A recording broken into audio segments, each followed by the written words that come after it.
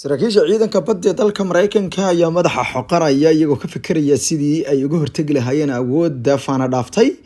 ee dhinaca ciidanka badda iyo sareynta agabka militariga ee ugu horeeyaan maraakiibta dagaalka ee dalka Shiinaha iyagoo sidoo kalena warwareyntoodii ugu horeeyay soo saaray in dowladda dalka Shiinaha iska daaya xataa wadamo yaryar oo kale ay Mareykanka ka faana dhaafeen kolka ay timaado horumarinta dhinaca ciidanka badda oo haatan noqday kan ugu ballaaran ee dagaalkiisa uu noqon doono kan la isku farageliyo sidoo kalena iyadoo uu furmay shirka Shangri-La Dialogue ee magaalada Singapore ayaa u muuqday mid mar ka dambaysa ay soo ifbaxayso sida labada dal isku daandaansanayaan iyadoo khudbad halkaasi ka jeeriyay xogayaha gaashaandhigga dalka Mareykanka Lloyd Austin uu ku casibay dowladda dalkaasi Shiinaha inay furto albaabada wada hadallada si looga baaqsado dagaal farax xun ay dalalku isla tagaan kolka warayada wada ku soo dhawaada barnaamijkeena wareyn oo ku eegi doono qodob kale oo xisad iyo xaalad bari iyadoo wali ay sii socoto tartanka xooggan ee aadanahu ay ugu jiraan kala gacan sareynta dhinaca agabka militariga iyo awoodda ayay Mareykan isku muuqdaan labada dal ee ugu dhaqaalaha roon dunida waa labada dal ee ugu tutudharoon kolka ay noqoto dhinaca maaliyadda agabka tiknoolajiyadda iyo militariga labadaba waana labada wadan hadirta u muuqday in ayagu marmar ka dameysa ay isku sii xumaanayaan laguna tilmaamay in sanadihii ugu dambeeyay oo dhan cilaaqaadkoodu gaadhay meeshii ugu xumeed tan iyo intii ay guuleysteen wadamadan dagaalka labaad ee dunida waxaa la sheegay in uu marayso marxaladooda dhinaca diblomaasiyadda cilaaqaadka ganacsiga iyo wax kasta meeshii ugu hooseysay taasoo ka dhigan ayaa la yidhi in mar uun aysan farxas la gafi doonin saraakiisha dalka Mareykanka ee waxda dhinaca ciidanka badda ayaa ka walaacsan waxay ugu yeedheen horumarka lixaad kale ee dowladda Shiinaha ay ka sameynayso horumarinta dhinaca hubkeeda gaar ahaan waxay ugu yeedheen maraakiibta casriga ah iyo iyagoo buuxinaya ayay yiraahdeen goobaha lagu qoofalo maraakiibta shipyard taasoo ku tilmaameen in dowladda dalka Mareykanka ay faan horay in badan ay ka horeyso waxa ay sheegeen saraakiishii ugu dambeysay arrintaasi ka dhidiya in dowladda Mareykanku ay u baahan tahay inay la timaado misqax fiican qaar ka mid ah xeelerayaasha dhinaca militariga iyo sidoo kale qaada dhigayaasha arrimaha waaweyn ayaa sheegaya in dowladda dalkaasi Shiinaha aan la dheelsan karin kolka ay timaado hanaanka horumarinta ee istiraatiijiyadda dhinaca ciidankeeda badda mid ka mid ah khubarada oo la yiraahdo Black Hersinger maxadka daraasaadka ee United States Studies Center in Australia ayaa waxa uu sheegay in dowladda dalka Mareykanku ay u baahan tahay si ay ula ciyaarto wadankaasi Shiinaha in ay bedesho khidadeeda dhinaca sameynta waxa uu sheegay kolka ay timaado in dowladda Mareykanku ay samayso hal markab xilliga ay ku qaadanayso waqti aad u dheer in dowladda Shiinaha ay saddex markab sameynayso taasoo ku tilmaamay inay taasoo tahay inay ka faan horeysay isla markaana si weyn uga guul gaadhay hanaankeeda ballaarinta iyo kala bixinta muruqyadeeda waaweyn ee dhinaca badda iyo gacan sareynta badda Pacific oo dowladda Mareykanku ay kulaasho iyo sidoo kale waxa uu ugu yeeray ballaarinta ciidankeeda raxanta ah kuwaasoo goortii horeysay ku fididiimay ay yiraahdeen inta badan badda South China Sea iyo Pacific Carl Suller oo isaguna maxadka daraasaadka cilmi baarista ee US Pacific Command qaybteeda waxda loo yaqaan Joint Intelligence Center in Hawaii ka shaqeeya ayaa waxa uu yiri dowladda dalka Mareykanka waa inaysan iska indhatirin in ay dowladda dalkaasi la tartanto haddii ay doonayso in tartan noocaas ay gasho waa in ay u dhawaataa wadamada kale hadeerta ku soo faana dhow dowladda Shiinaha kolka ay noqoto sameynta maraakiibta dagaalka oo ka mid yihiin wadamada Koonfurta Korea Japan kuwaas oo ku agdhow wuxuu sheegay marka laga hadlayo maraakiibta ay ku farayareysteen dowladda dalkaasi Shiinaha ee dhinaca horumar kale uu ka mid yahay Type 055S ay tahay ayuu masiibo aad u weyn oo Mareykanka ku soo jiijeeray haatan qiimayntii ugu dambeysay waxda warwareynta dhinaca Pacific ay soo tabisay ayaa qeexday in 340 markab oo kuwa dagaalka ay dowladda Shiinuhu ay farta ka goysay taas waxay ka dhigan tahay in ay dowladda dalka Mareykanku iyadu ay taagan tahay 300 oo markab oo kuwa dagaalka taasi waxay ku tilmaantay inay sidoo kale masiibada kale meesha ka soo jiijilay tahay in 2 sanadood gudahood ay Shiinaha 400 oo markab oo dagaal gaarsiin doonaan maraakiibtooda noocyada kala duwan leh taasoo ay sheegeen in dowladda Mareykanka ay ku qaadanayso inay konton ku darto 300 ilaa iyo 45 wuxuuna ku tilmaamay inay taasi tahay meel lagu kala tagay saraakiishu waxay qeexeen in dowladda Mareykanku hadaba ay u baahan tahay inay sida ugu dhaqsaha badan ay u qaado talaabo waxay yiraahdeen in markabka Type 055 la yiraahdo ee dalkaasi Shiinaha uu leeyahay uu haatan ka horeeyo xataa kan Mareykanka loo yaqaano Ticonderoga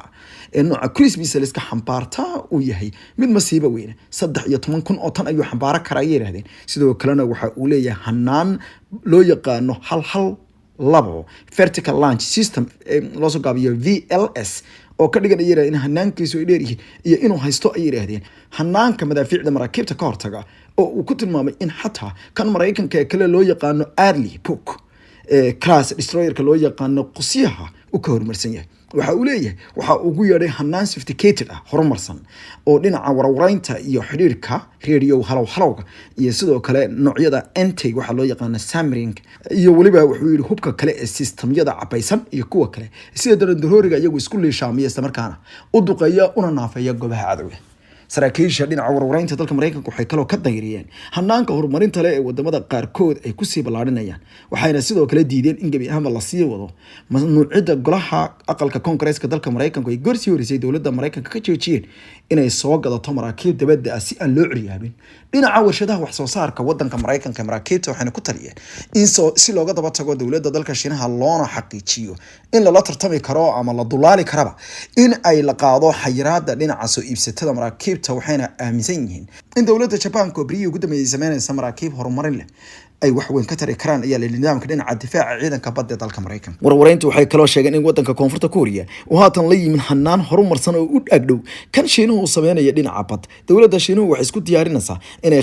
khasirto lacagtii ugu badneed isla markaana ay geliso malaayiin dollar waxaana ku tilmaameen in waxyaalaha la yaab kale ay tahay in xataa Japan ay la soo banbaxday mid loogu yeeray Maya oo nooca markaas qusyaasha ah oo isaguna 96 VLS ah kaasoo ka dhigan ayaa leeyahay in uu leeyahay hanaanka hortaga gantaalaha anti-ballistic missiles iyo anti-submarine missiles iyo sidoo kale hanaan waxaa leeyahay aad u tayo badan oo sensory system ah kuwaas oo u istaagaya inay joojiyaan ayaa leeyahay goobo kasta colaadeed oo gantaalo kaga soo ruqaansanayaan sida uu sheegayo madaxa arrimaha daraasaadka dhinaca dagaalka ee jaamacadda